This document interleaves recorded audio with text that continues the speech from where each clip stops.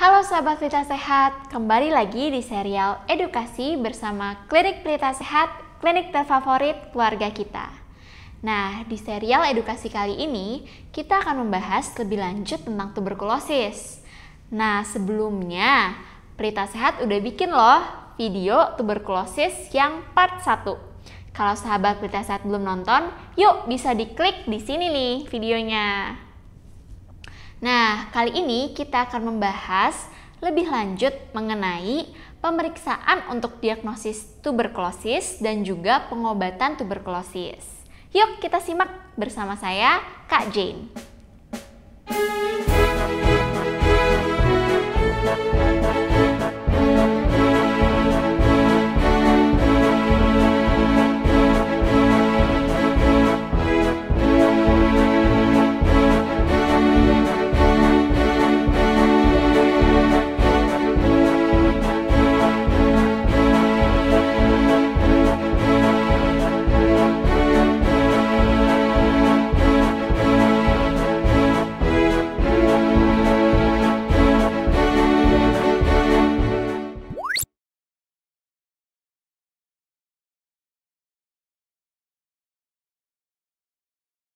Nah, kalau sahabat Pelita Sehat ada mengalami gejala TBC seperti yang sudah dijelaskan di video sebelumnya, atau tahu nih ada teman-teman terdekat yang mengalami gejala TBC, jangan bingung nih. Sahabat Pelita Sehat bisa langsung mengunjungi puskesmas atau fasiankes terdekat untuk dilakukan pemeriksaan lebih lanjut dan juga supaya dapat pengobatan sesegera mungkin.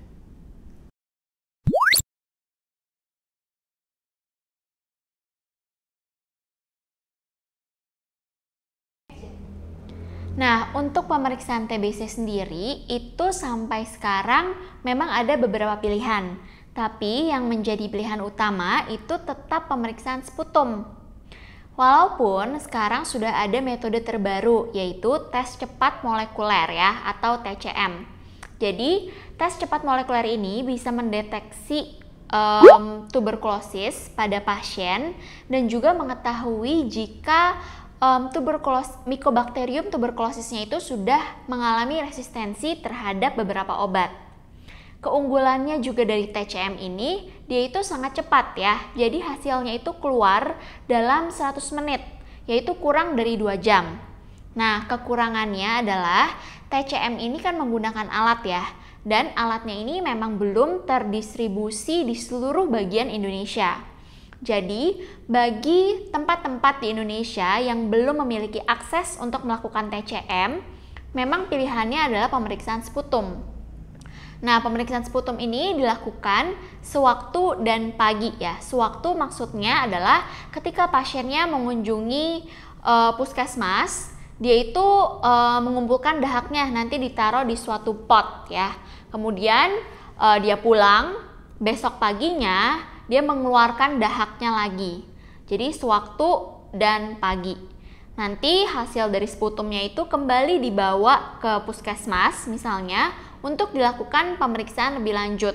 Biasanya akan dilakukan pemeriksaan kultur bakteri BTA ya, jadi bakteri tahan asam. Kalau misalnya ada bakterinya terlihat gitu ya secara mikroskopis, itu berarti sudah terdiagnosis TBC. Nah, pemeriksaan penunjang lain yang dapat dilakukan adalah pemeriksaan ronsen toraks atau pemeriksaan fotopolos dada. Ya, jadi ini juga merupakan salah satu pemeriksaan untuk membantu penegakan diagnosis TBC. Nanti di foto toraksnya itu atau foto ronsen dadanya bisa terlihat gambaran-gambaran yang khas pada pasien TBC. Nah, hal itulah yang nanti menjadi salah satu dasar diagnosis bahwa seorang dokter menentukan bahwa pasiennya terkena TBC.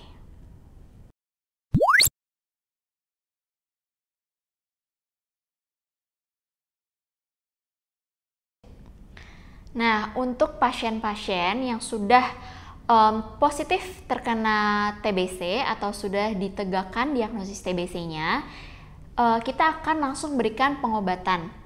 Nah, untuk pasien yang memang belum pernah minum obat TBC sebelumnya, kita biasanya akan berikan pengobatan lini pertama ya. Jadi pengobatan TBC itu biasanya diberikan satu tablet, di mana satu tablet itu sudah ada beberapa zat obat di situ. Jadi biasanya itu ada rifampicin, isoniazid, pyrazinamide, dan juga ethambutol dalam satu tablet ya. Nah, untuk lini pertama obatnya itu yang tadi saya sudah sebutkan, yaitu ada rifampicin, isoniazid, pyrazinamide, dan juga ethambutol. Ya, setiap dari obat itu memiliki efek sampingnya masing-masing. Seperti contohnya rifampicin, biasanya itu efek sampingnya yang sering ditemui adalah urinnya jadi warna merah atau kencingnya jadi berwarna merah. Ya, selain itu isoniazid biasanya itu ada efek-efek kesemutan yang dirasa pasien di tangan ataupun kaki. Kemudian untuk pyrazinamide biasanya dia itu membuat nyeri-nyeri otot ya. Bisa juga dia dihubungkan dengan kambuhnya asam urat atau gout ya. Kalau pernah dengar, gout itu sama dengan asam urat. Kemudian juga kalau ethambutol biasanya dia itu efeknya ke mata ya. Salah satu efek sampingnya itu bisa membuat buta warna. Nah, untuk pasien yang sudah pernah minum obat TBC sebelumnya tapi bolos minumnya atau minumnya bolong-bolong atau tidak di follow up selama periode harusnya minum obat atau terapinya dianggap gagal, biasanya ada tambahan obat yaitu streptomycin. Biasanya streptomycin itu sediaannya suntikan dan juga ada efek sampingnya ya. Salah satu efek sampingnya adalah gangguan pendengaran biasanya kalau pada obat streptomycin. Nah, berikutnya yang sahabat Pila Sehat perlu tahu adalah bahwa terapi TBC itu memang tidak sebentar ya. Paling sebentar itu 6 bulan, namun bisa jadi 9 bulan, bisa jadi 1 tahun atau bahkan 2 tahun. Semuanya ini tergantung dari kondisi pasien, kemudian juga tergantung dengan apakah bakteri TB-nya itu sudah resisten terhadap obatan atau belum, dan juga tergantung kepatuhan dari pasien untuk minum obat TBC. Karena biasanya gejala yang pasien alami itu dalam 2-3 bulan itu udah hilang, tapi obatnya tetap harus diminum sampai 6 bulan. Nah, kalau di masa 6 bulan itu obatnya nggak diminum atau setelah 3 bulan nggak minum obat lagi, bisa naik kelas nih. Karena bakteri TB-nya itu bisa resisten. Jadi kita harus mengganti obatnya dan juga memperpanjang masa minum obat. Makanya yang tadinya terapinya 6 bulan bisa jadi 9 bulan.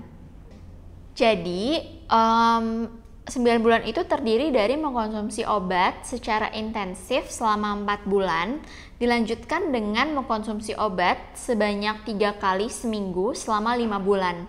Ya, itu biasanya untuk TB yang sudah resisten terhadap beberapa obat. Jadi ada beberapa tambahan obat dan juga pergantian obat yang diberikan, berbeda dengan kalau yang terapi 6 bulan. Nah, kalau yang sudah sangat-sangat resisten TB-nya, biasanya diperpanjang lagi nih pengobatannya, bisa sampai 18-24 bulan. Oke, karena memang ya kan pengobatan TB itu paling sebentar aja 6 bulan ya. Nah, tapi seperti yang tadi saya sudah sebutkan, biasanya di bulan kedua itu pasien udah merasa nggak ada gejala. Jadi umumnya udah merasa sehat dan malas nih untuk lanjutin obatnya sampai bulan ke-6. Karena kan obatnya harus diminum setiap hari. Nah, coba bayangin kalau misalnya setiap pasien yang terkena TB itu malas minum obat. Jadi cuma sampai bulan kedua aja. Lama-lama kan bakterinya akan resisten. Habis itu dia datang lagi ke puskesmas ketika gejalanya ada lagi. Terus kita harus kasih dia obat yang berbeda. Dan terapinya semakin panjang. Nah, terapi semakin panjang ini kan akan buat orangnya sebenarnya semakin malas minum obat. Sampai 9 bulan tiap hari minum obat gitu kan. Terus dia nggak lanjutin sampai 9 bulan. Suatu hari dia kena TB lagi untuk yang ketiga kalinya.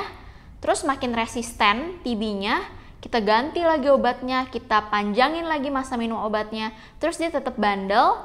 Ya udah, lama-lama nggak ada lagi obatnya untuk si orang ini karena Mycobacterium tuberculosisnya sudah resisten terhadap berbagai obat gitu.